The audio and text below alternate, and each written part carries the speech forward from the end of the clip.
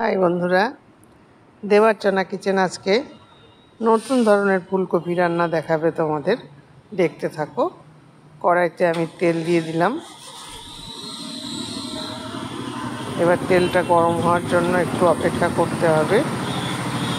আমি দোকানে বসে ভিডিওটা এডিটিং করছি, যার জন্য রাস্তার থেকে সব গাড়ি যাচ্ছে, একটু আওয়াজ হচ্ছে, তোমরা কিছু মনে করো না। কারণ দোকানদারিও করতে হয়, এদিকে এগুলোও করতে হয় আমাকে, বুঝেছো। এখানে দোকানেও আমার অনেক রকম সব রেসিপি করতে হয়, আবার ঘরে করতে হয়।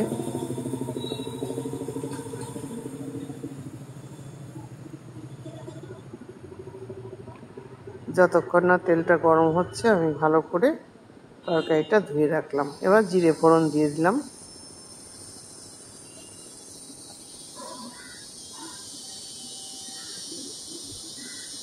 রান্নাটা দেখতে থাকো, খুব সুস্বাদু রান্না হবে। এই রান্নাটাই আমি সকালবেলায় দিয়েছিলাম এখানে, যে খেয়েছে সেই বলেছে খুব সুন্দর হয়েছে।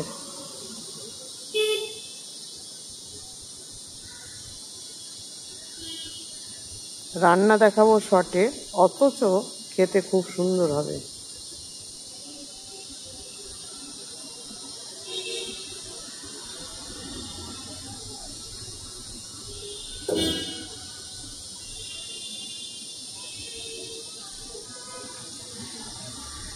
জিরেটা লাল লাল হয়ে গেছে। এখন আমি এর মধ্যে একটু শুকনো লঙ্কা দিয়ে দিলাম দুটো, আর কেটে রাখা পেঁয়াজ দিয়ে দিলাম। এর মধ্যে একটু লবণ দিয়ে দিচ্ছি, কারণ কি বলো তো, পেঁয়াজগুলো যাতে তাড়াতাড়ি করে ভাজা হয়ে যায়, সেই জন্য একটু এতে লবণ দিয়ে দিলাম।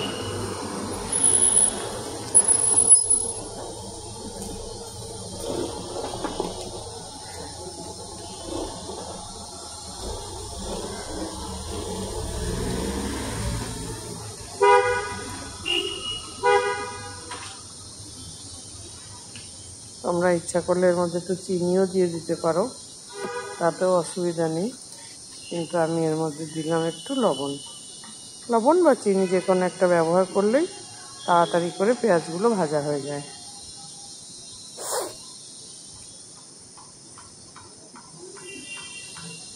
এইভাবে ফুলকপি রান্না করে খেয়ে দেখো।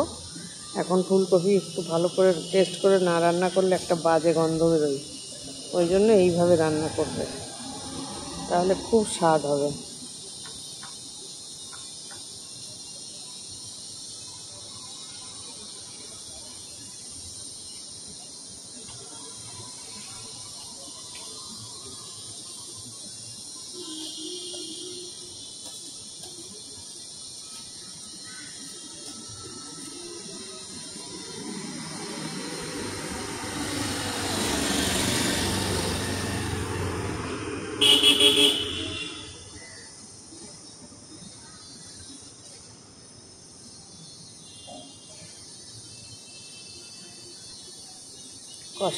পেঁয়াজটা আমার কষানো হয়ে এসছে। এর মধ্যে এখন দিয়ে দেবো একটু জিরের গুঁড়ো আর একটু ধনের গুঁড়ো মশলা দিয়ে দিচ্ছি, বেশি না, অল্প দেবো।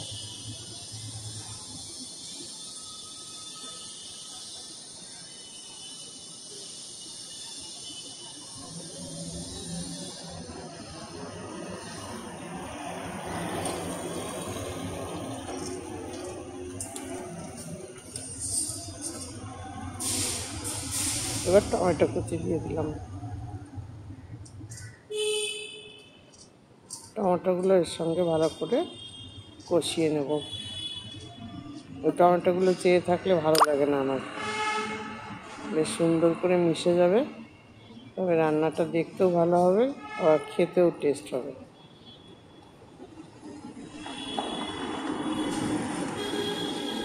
এবার একটু হলুদ দিয়ে দিলাম পরিমাণ মতো।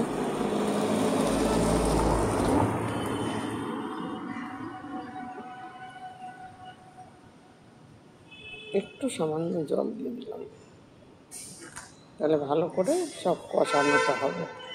কষানোর সময় যেহেতু গুঁড়ো মশলা দিয়েছি, ওই জন্য জল তো একটু দিতে হবে না, একটু বাটা মশলা না, বাটা মশলা হলেও একটু জল দিয়ে, আর কাশ্মীরি লঙ্কার গুঁড়ো দিলাম, তাহলে রঙটা একটু সুন্দর হবে। এইবারে কেটে রাখা ফুলকপি আলু ভালো করে ধুয়ে এখন আমি এই মশলার মধ্যে দিয়ে দিলাম, দিয়ে কষাবো ভালো করে মশলার সঙ্গে। মশলা তো কষিয়ে নিয়েছি, এইবার এর সঙ্গে আবার কষাবো। এভাবে রান্না করবে, ফুলকপি আলু আগে ভেজে নেওয়ার কোনো দরকার নেই, আমি যেভাবে দেখাচ্ছি সেইভাবে তোমরা করে খেও।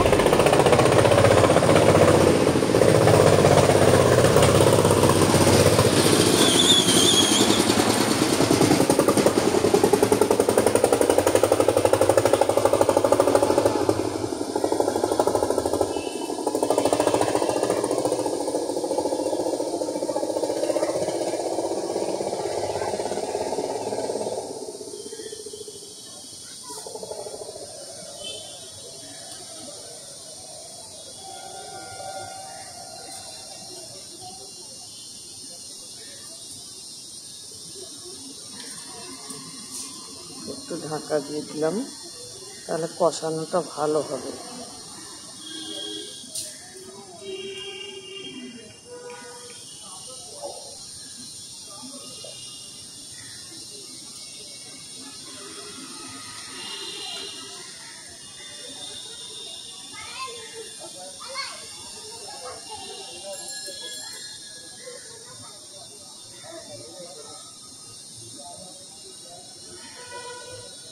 এখন ঢাকনাটা খুলে দেবো, দেখি কেমন হয়েছে। দেখো অর্ধেক কষানো হয়েই এসছে, যেহেতু অনেকটা ফুলকপি তো একটু আস্তে আস্তে করে নাড়াচাড়া করতে হবে, নইলে পড়ে যাবে। রান্না যখন হয়ে যাবে তখন তো কমেই যাবে, কষাতে কষাতেই কমে যায়।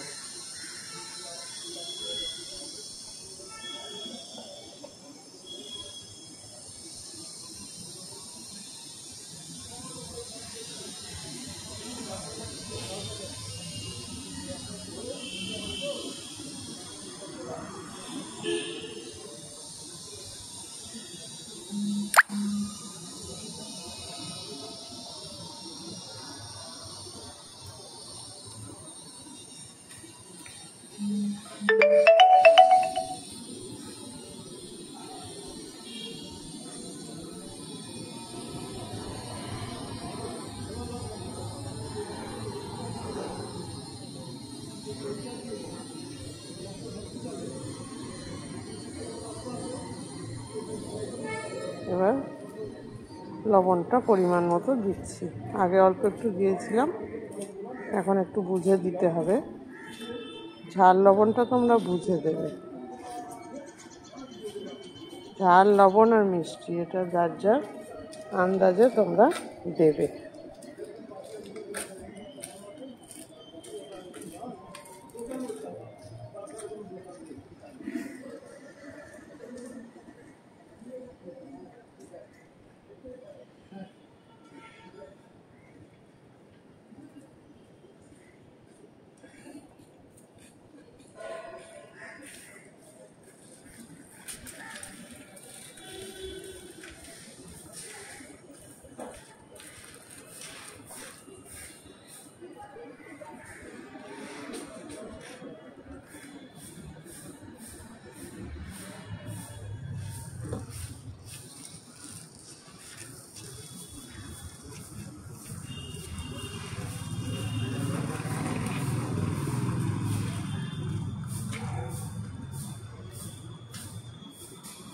আবার একটু ঢাকা দিয়ে দিলাম।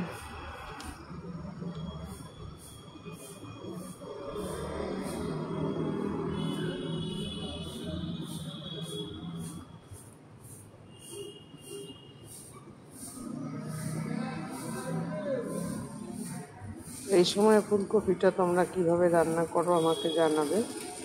আমি এই সময় ফুলকপি এইভাবে রান্না করি, এক এক সময় রান্নার সিস্টেম এক এক রকমের।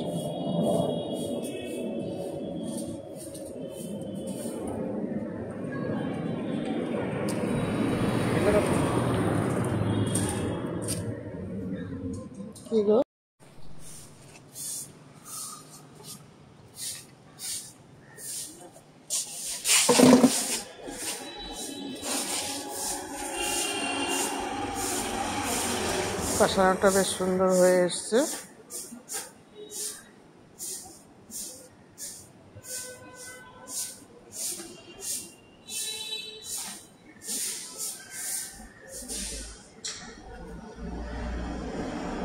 এবার আমি একটু এলাচের গুঁড়ো দিয়ে দিলাম, তাহলে ফুলকপির যে গন্ধটা, ওই গন্ধটা আসবে না।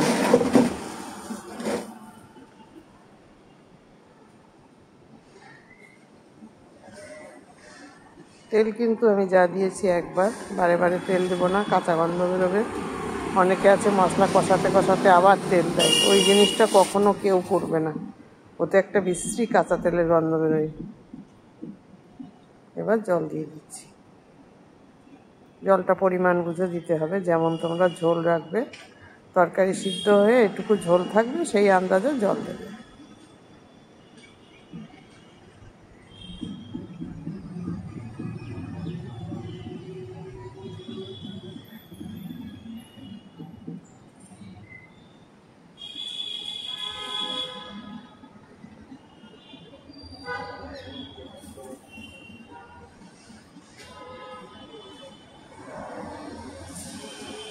আর দেবো না, এই ঠিক হবে।